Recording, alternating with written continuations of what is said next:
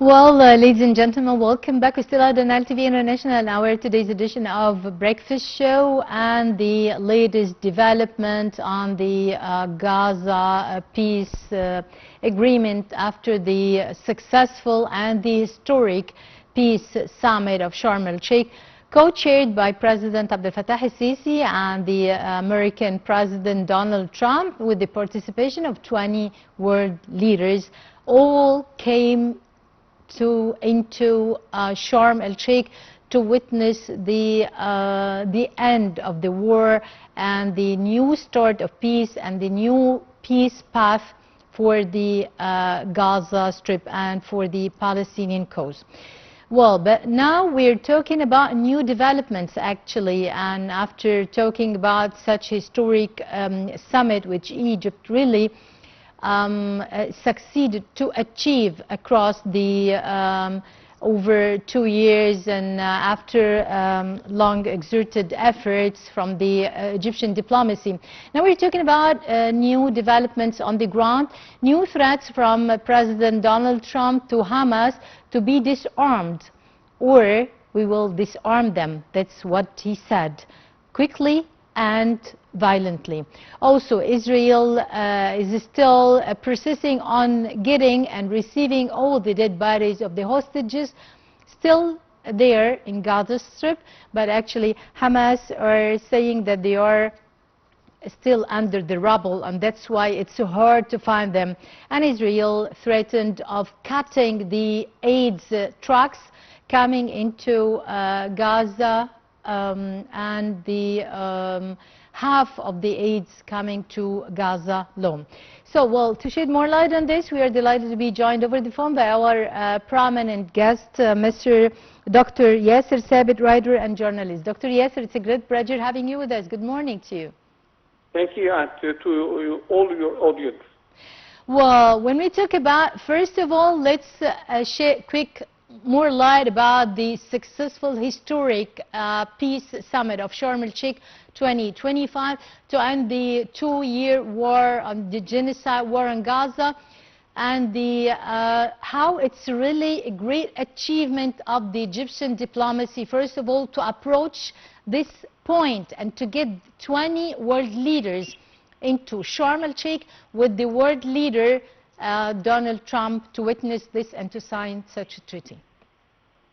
I think it's very important to understand that this summit is a new step forward to make sure that this ugly war in Gaza is seized, and to stop the aggression on the people of Gaza and the Palestinians, especially for after 2 years of war and killings of civilians, which led to a real tension in the region. The role that played by Egypt and other parties in this summit means that the Egyptian role in making peace and ensuring that tension is lowered to the lowest levels in the region is very essential and crucial. The role that played by President Abdel Fattah el-Sisi and the support of other leaders, whether in the world leaders like the American President Donald Trump and European leaders and some of the Arab leaders as well, helped this summit to reach a happy end and to make sure that there are kind of steps to make sure that this won't happen again, at least in the near future. This paves the way for a better situation in the region, first of all, and helps to stop all the Israeli excessive use of force in whether in Gaza or even the West Bank for the last 2 years. This is something which we can say proudly that Egypt played a great role to achieve and made a great effort with its partners and other countries, neighboring countries as well, to reach and to help the Palestinians in such a very dramatic situation in the last 2 years.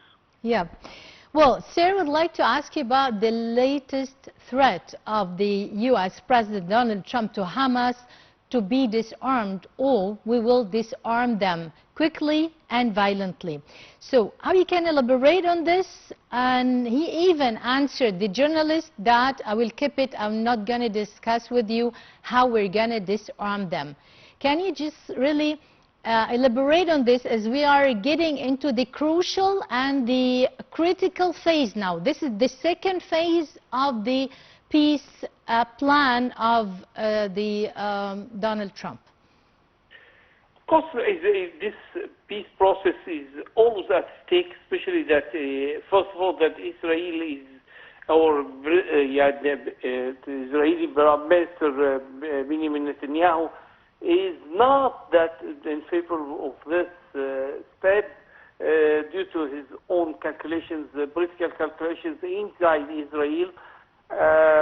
But as well, there is a problem related to the implementation of such a peace, 20 points peace suggested by President Trump. I think that it will face some challenges, but it needs support from other leaders, whether from Egypt, from the US, and even from other supporters of this peace process in the region, to make sure that it doesn't falter, it doesn't face an end, or even it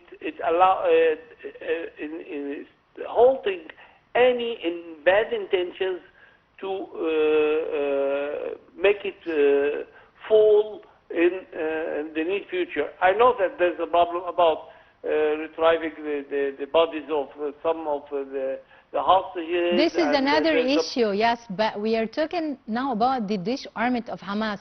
I mean, do they have the real choice, I mean, to say yes or no? Do they have any alternative, or just they must even say now and to be disarmed and to be surrendered? Well, I think it depends on the interpretation of which part the Israelis and the Americans are insisting that Hamas should be disarmed, while Hamas, while implementing this, is not willing until now to disarm itself and even leave the Gaza Strip to be ruled in another way. I think there is a problem in implementation.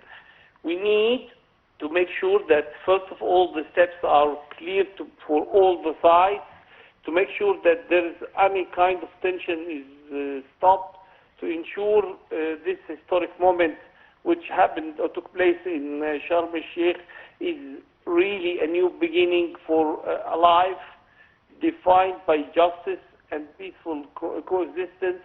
We need that all the European countries as well would make sure that there is a step forward together for a brighter future, whether for the Palestinians or the people of the region.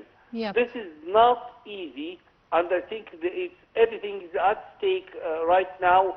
And I think our Israeli Prime Minister is waiting for any problem to make sure that he will resume his aggression. Yeah. So it's very important to implement it rightly, and for all sides of this agreement to commit itself for the restoration of life in Gaza. Yeah. I think Egypt as well is making sure that or will work collaboratively with the United States and in full coordination with all partners to make sure this will take place. Yep. And really, while we're coming into details, there are so many mines and obstacles always lying there like the devil, always in details.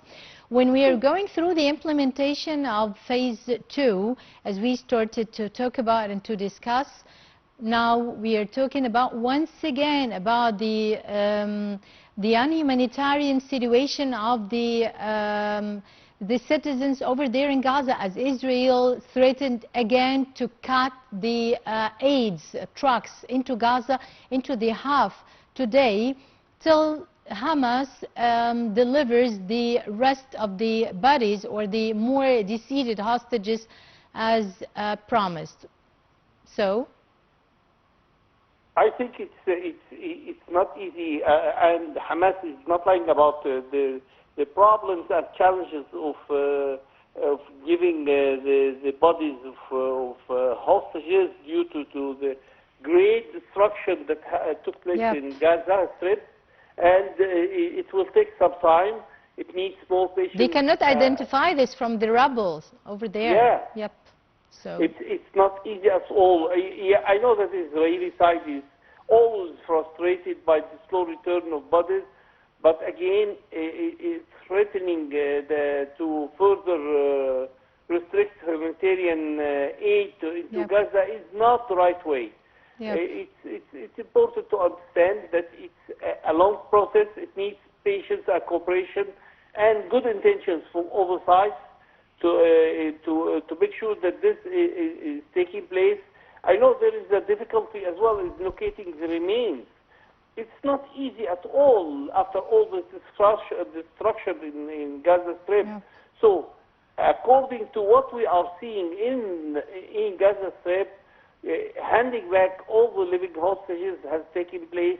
Now the remains of several dead